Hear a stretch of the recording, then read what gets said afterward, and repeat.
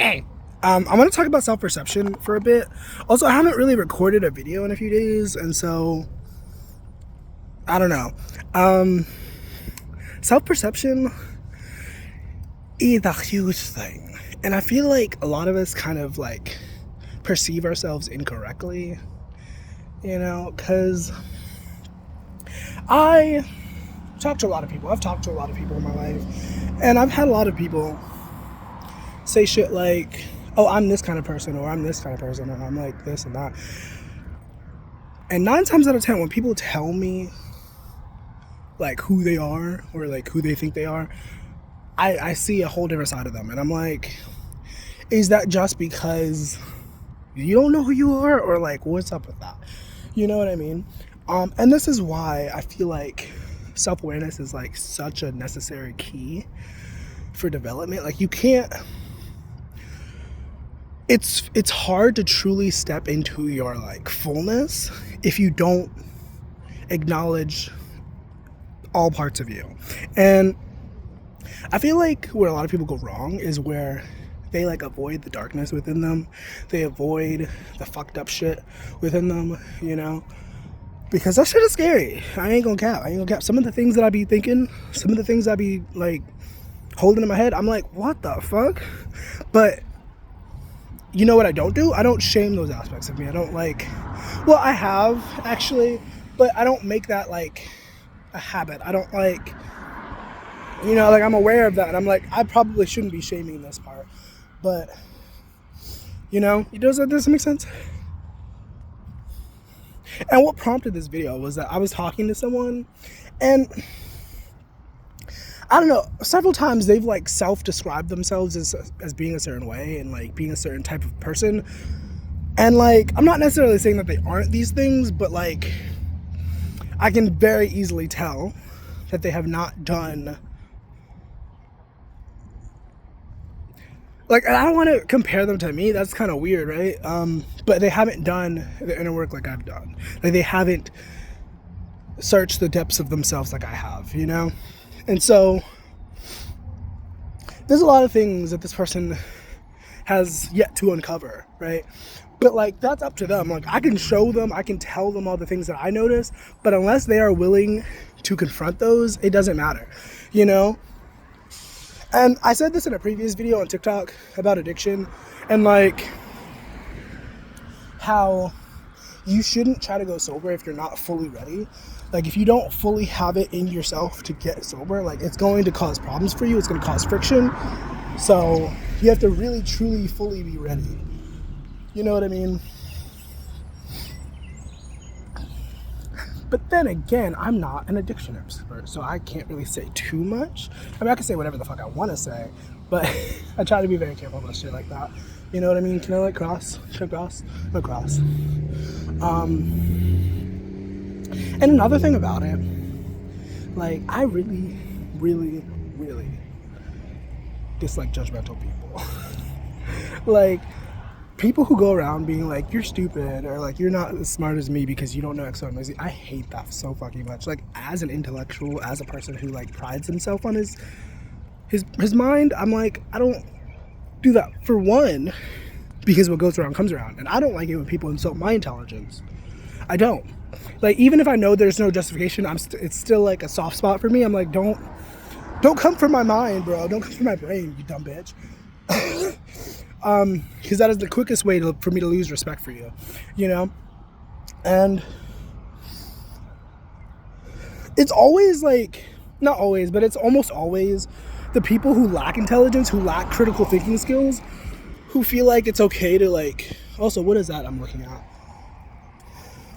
Who feel like it's okay, oh no, I thought I found gold. It was not gold, it was a cigarette. It's always the people who like lack critical thinking skills and like the ability to think for themselves, who like are so quick to point fingers at other people and be like, you're stupid. And I'm like, no. Like even when I genuinely feel like someone is lacking intelligence, like someone is like, you know, I that's not something I like feel the need to say out loud. You know, I'm not about that, you know? And once again, we go back to self-perception, because And I feel like I'm one of those people that kind of goes through like intense reflection periods like quite often, like maybe every few months, if even not much time. Like sometimes it's just like every few weeks, every couple days, I'm going through a sort of like rebirth within my mind, you know? And that being said, I'm always trying to look at things from a different angle. I'm always trying to look at myself from a different angle. And like knowing that about myself and knowing that not everyone is like that, once again, I don't go around labeling people's intelligence or whatever. Like maybe in my head, maybe for my own mental note, but I don't, like, what's the point? Like, why, you know? Like, I think shame can be a useful tactic. It can be a useful tool, but a lot of the time it just pushes people away from accountability. It pushes people away from growth. Like, and I think it depends greatly on the type of person. Like some people have shame kinks. Some people enjoy being told off. And then there's a problem with that though, because we could talk about that and like how that's trauma. But like, I digress. Yeah, like self-perception is really necessary. And I think to some degree it's more important than like external perception. Like you could disagree with this, you can, debate me on this, but like if you don't see yourself as a certain way, it's going to be hard for other people to see you that way. Like assuming that you actually are that way. Does that make sense? I don't know. Like, because then when you get into perception, we're talking about interpretation. We're talking about people like looking at something based off of their own understanding. Because that's what perception is. That's what interpretation is. It's like me looking at an object and like assessing it based off of what I know and what I understand about the world, It has nothing necessarily to do with the actual object that's being assessed, right? Like, if that makes sense. I think that makes sense the way I said it. Because, like, for example, when I do tarot, when I pull tarot, like, I understand at this point in my evolution that, like, it's not the cards per se that hold the energy, that hold the magic. It's, I mean, like, to some degree, yes. But then a big fraction of it is, like, how I interpret that energy. Because I could pull a spread of cards, and instantly I'll know what it means. I'll know how to translate it. But then to somebody else who doesn't know the meaning of the cards, and who isn't necessarily tapped into their intuition, they'll look at it and it'll just be a bunch of images. And maybe their intuition will try to make a story, but once again, it's just a bunch of images. They don't really have a proper understanding of what's going on. You know what I mean? And like, to go back to self-perception, I feel like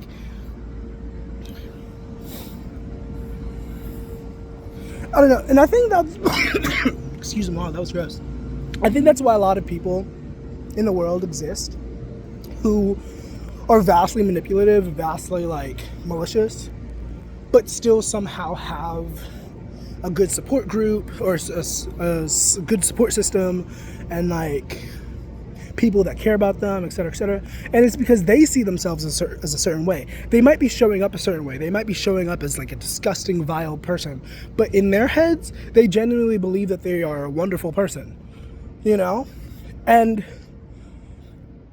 I think and I get it on some level. I understand why the powers that were like hid this information and kept it secret, because in the wrong hands, this is very dangerous. This is why the world is the way that it is. But like, I'm sorry, I like lost that train of thought. Your reality, our shared reality is created because of your perception, because of your beliefs, your individual beliefs. And like, there's something to be said about like a collective set of minds coming together and like, collaborating on ideas. There's something to be said about that. But like, as an individual, like, and like, I don't know, there's like 8 billion people in the world, give or take. So then like, when you do the math, it's like, okay, sure, it's insignificant, but at the same time, you have just as much power as someone like Barack Obama to effectively change the world. You really do.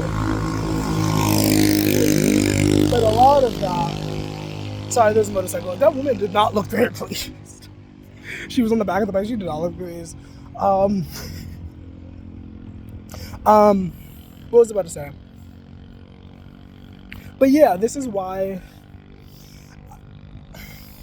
because I could talk about psychology and like what I understand about philosophy for like hours. I really could, but it just goes in circles at some point, and it just like becomes hypotheticals at a certain point, because then it's like, how do we apply this? And like also another thing, since I'm making this video, since I'm talking about self-perception, I feel like a really necessary point that I need to make is that like when it comes to this stuff, you have to apply it to your life. Like, it's not enough to just talk about concepts, but like actually applying it to your life. Like, specifically, Sabrina Carpenter just released an album, and one of the songs is Dumb and Poetic. I actually haven't listened to the album in a few days. Like, when it first came out, I was listening to the entire album like back to back, because I was just like, this is really good. But Dumb and Poetic, and she talks about how his favorite quotation is "love everyone," right? And I think, and this is just my interpretation, I've talked about this publicly already, but like, I think the issue with what she's talking about is not necessarily that he's like all lovey-dovey and like saying all these like poetic things. It's because he's not actually applying it to his life, according to her story. I don't know. Honestly, if I could be completely transparent, as a person who does not listen to Shawn Mendes, I feel like some of the interpretations are probably skewed, because as a songwriter, I know that sometimes I exaggerate, sometimes I write things that are not necessarily true because it goes with the melody, or it goes with the theme, or it goes with the story. And I feel like to some degree that's kind of what she did, because I'm like, you found God at your ex's house. That is a powerful line.